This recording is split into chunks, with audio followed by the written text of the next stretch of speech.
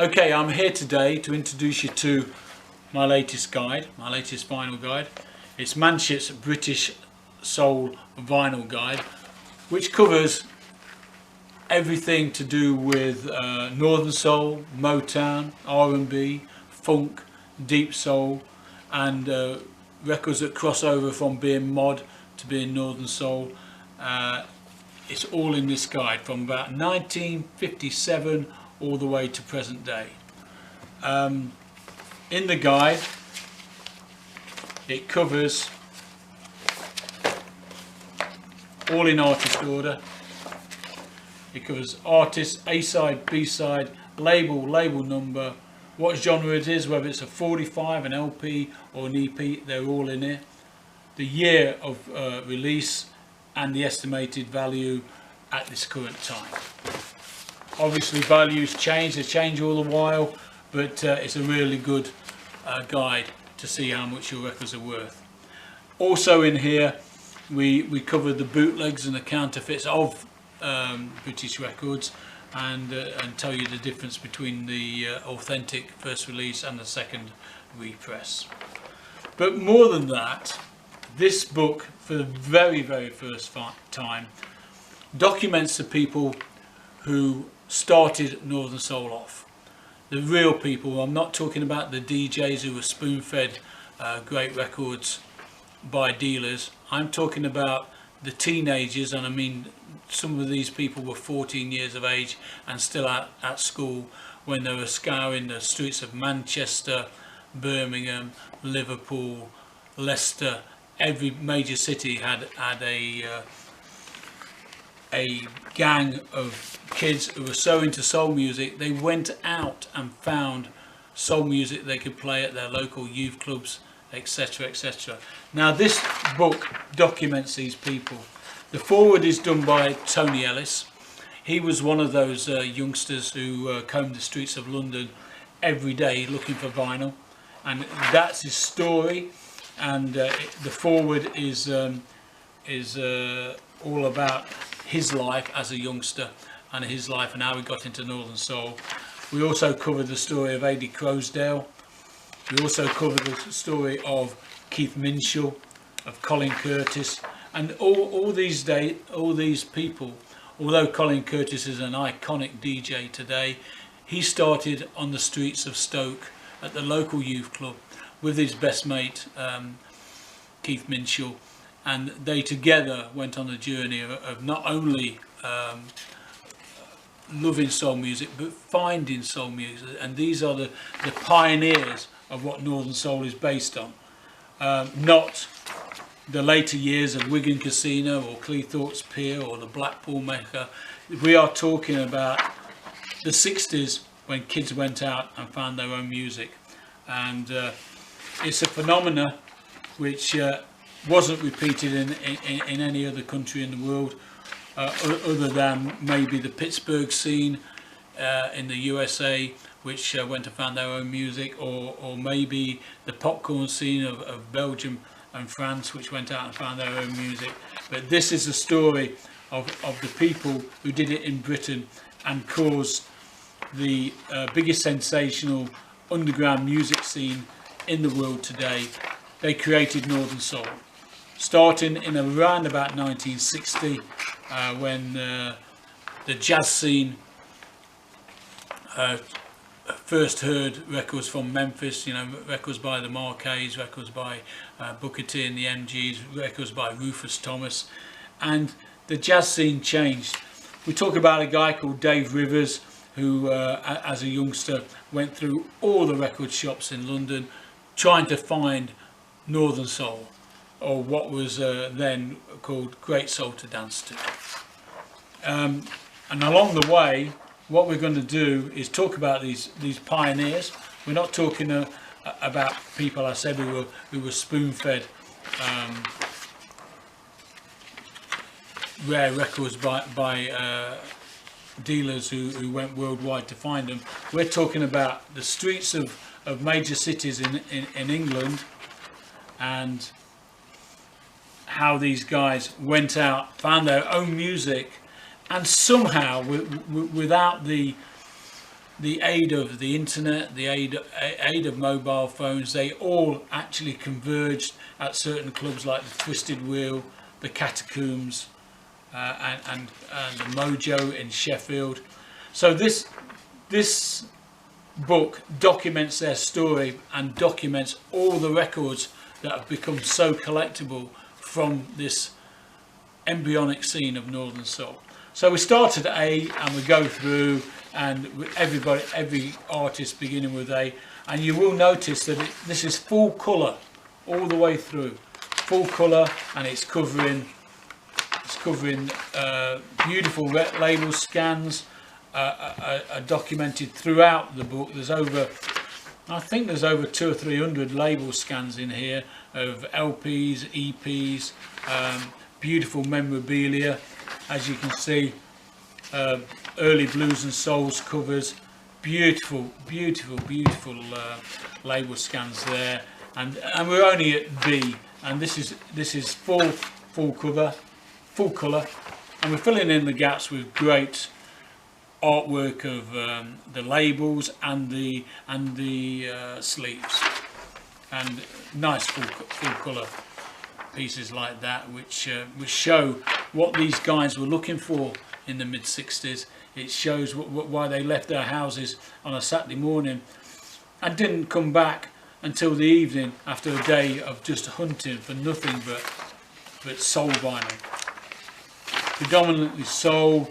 And we've covered, you know, beautiful EPs, nice promos. There's promos all the way through this book, pictures of promos. But not only that, we cover memorabilia from the era. We cover the effect that the Twisted Wheel had on collecting British soul when they were booking groups like Junior Walker, Marv Johnson, Benny King. I was talking to a friend once who went to the Mojo in Sheffield, and he saw Benny King and Wilson Pickett on the same night. So soul fever was gripping England and pulling in young teenage fans into the scene right from the very beginning, 1962, all the way up, way before anybody had even heard of Wigan Casino, and when it basically went countrywide and was a popular, no longer an underground scene. And this needs to be documented because this is the very beginnings of Northern Soul. You can see that Rob Holmes has carefully documented everything. There's all little things here, a little thing from Harbour Horace, we've even put shop bags which will trigger your memory and probably take you back to the very beginning when you used to go down and order a soul record out of the release sheets and get it put into a W.H. Smith bag. Remember those. More scans, pictures of artists who affected us as kids, and there's a flyer for Hitsville from the USA, Hitsville USA tour in England, and there we thought it was interesting that they used to have hairdryer adverts on the back of British sleeves, which is great. And there's the demo, and there's more, and it's just full of great information and fabulous scans. And I think I'm right in saying this is the first full colour vinyl guide ever produced, and we're very proud of it. We've even got posters from certain clubs from back in the day, more and more. There's so many label scans in there, it's untrue. And Rob Holmes has done a fantastic job of putting all this together, and it's just so pleasing on the eye.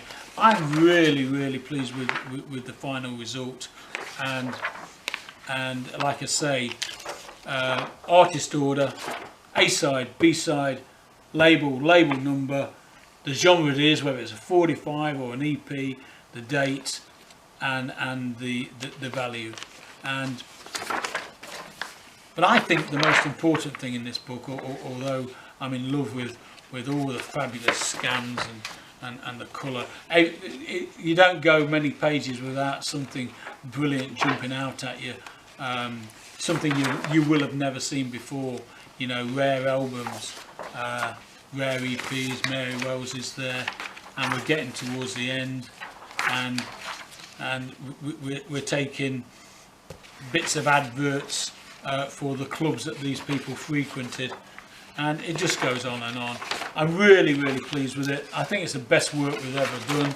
I mean, there you go, look at that, it's all the Sue label and beautifully documented, and these are rare Sues. These are records that some people have never seen in their lives, and we've got great ads as well, all the fantastic ads that were put in early magazines and early fanzines to turn people on to to buying British soul on British labels. The scene for collecting British soul is huge. There's old school people still searching today for records that have eluded them for a lifetime. So this will be out hopefully for Christmas, but it's been made the other side of Europe, and we have been told it all depends on the lorry crisis, and but we are going to start to take pre-orders on this. There will be links on Instagram and Facebook, and you can go to www.raresoulman.co.uk and it's there to order, and we're just really pleased with it. The price is £75, and you know why as soon as you hold it. There's 3 kilos of it, and it's going to be full colour all the way through.